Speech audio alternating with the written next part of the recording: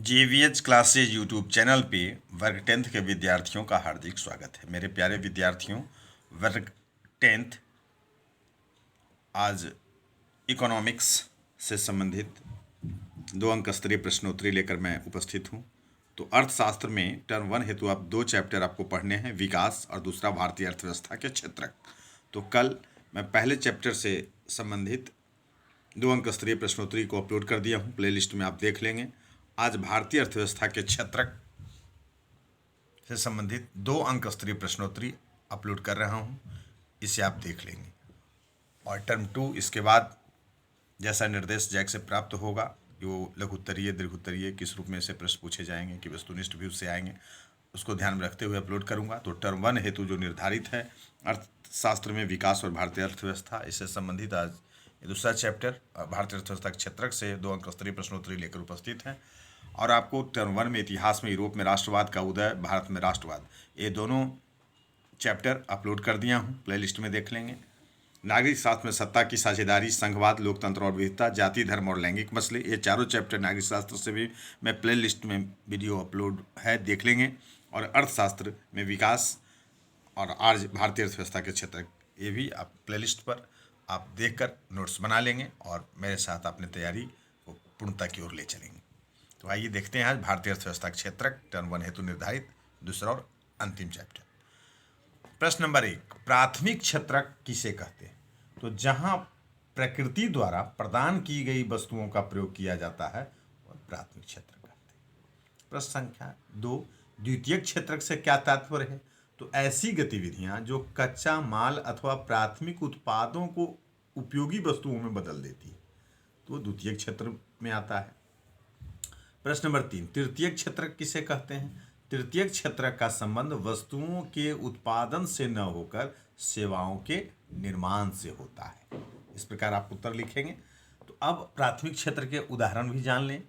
तो प्राथमिक क्षेत्र के उदाहरण दें, इसमें आ जाएगा कृषि, वानिकी, मछली पकड़ना और खनन।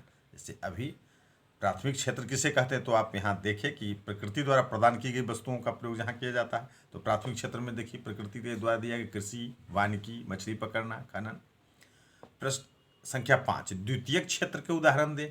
तो द्वितीयक क्षेत्र में आता है खाद्य निर्माण, कपड़ा उत्पादन, विद्युत उपकरण निर्माण, हस्तशिल्प और उद्योग, इंडस्ट्री। देखिए द्वितीयक क्षेत्र क्या क्या यहाँ परिभाषा है कि ऐसी गतिविधियाँ जो कच्चा माल अथवा प्राथमिक उत्पादों को उपयोग वस्तुओं में बदल देता है, तो ये सब बदल देता है।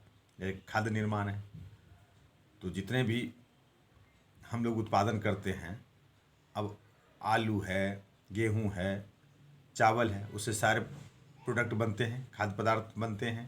तो द्वितीय क्षेत्र में ही ना कंपनी में उसको कन्वर्ट करके अलग खाद्य पदार्थ, डिब्बाबंद खाद्य पदार्थ हम लोग तो उपलब्ध रहता है। अब रुई का उत्पादन होता है, कपास का उत्पादन से कपड़ा बनता है, ये सारे द्वितीय क्षेत्र में आते हैं। प्रश्न संख्या 6, छठा देखें, तृतीय क्षेत्र के कुछ उदाहरण दें। तो तृतीय क्षेत्र में क्या आता है? वकालत, डॉक्टरी, बैंक, यातायात, संचार, ये सभी तृतीय क्षेत्र किसे कहते हैं? इसका परिभाषा आप क्या देखे थे कि तृतीय क्षेत्र का संबंध वस्तुओं के उत्पादन से न होकर सेवाओं के निर्माण से। तो ये सभी क्या है? वकालत, डॉक्टरी, बैंक, यातायात, संचार, तो सेवा। तो सेवा इसी क्षेत्र में आता है, तृतीय क्षेत्र। प्रश्न नंबर 7 देखें, संगठित क्षेत्र किसे कहते हैं? संगठित क्षेत्र किसे कहते हैं?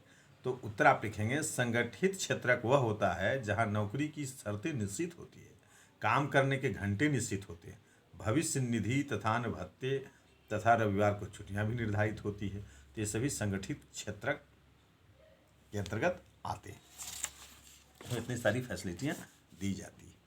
अब असंगठित क्षेत्र किसे कहते हैं?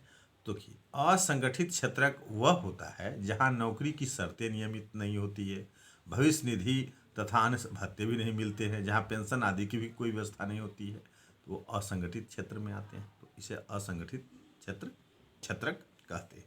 प्रश्न नंबर 9, सार्वजनिक क्षेत्र किसे कहते हैं?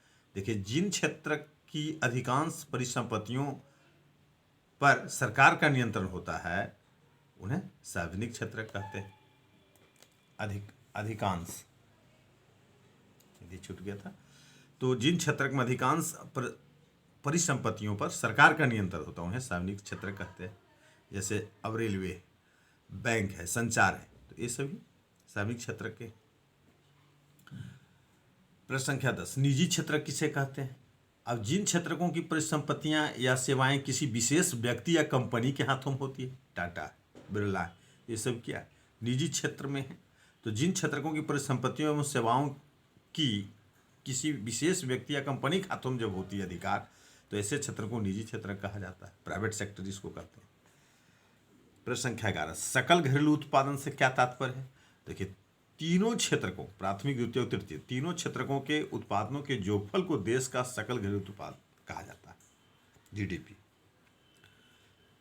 प्रश्न संख्या 12, बेरोजगारी क्या होती है? देखिए, ऐसे व्यक्ति जो किसी उत्पादक गतिविधियों में नहीं लगे हैं, ऐसे यूं ही बेरोजगार बैठे हुए हैं, जिनको रोजगार नहीं है, वह बेरोजगार कहलाते हैं। और ऐसी स्थिति को बेरोजगारी कहते हैं। जब ऐसी स्थिति उत्पन्न हो जाए कि काम करने की इच्छा, उनको काम नहीं मिल रहा, वो यूं ही बैठे हुए समय कमा रहे हैं, तो ऐसी स्थिति को बेरोजगारी कहते हैं। तो आप लिखेंगे उत्तर ऐसे कि ऐसे व्यक्ति जो किसी उत्पादक गतिविधियों में नहीं लगे हैं और बेरोजगार कहलाते हैं, और ऐसी स्थिति को बेरोजगारी कहते हैं।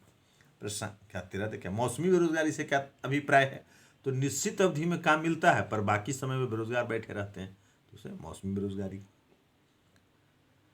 प्रश्न संख्या 14, प्रच्छन्न बेरोजगारी किसे कहते हैं? प्रच्छन्न बेरोजगारी छिपी हुई बेरोजगारी, जब एक ही काम में आवश्यकता से अधिक लोग लगे रहते हैं, इस प्रकार बेरोजगारी प्रच्छन्न बेरोजगारी या छिपी हुई बेरोजगारी का। तो एक ही व्यक्ति या दो व्यक्ति उस काम को कर सकते हैं और उसमें घर के सभी परिवार के सदस्य उसी काम में लगे हुए, जो कि एक व्यक्ति के द्वारा भी किया जा सकता है, तो प्रच्छन्न बेरोजगारी कहते हैं। तो इस प्रकार से इस चैप्टर से संबंधित 2 अंक स्तरीय प्रश्न को आप लोग देखिए।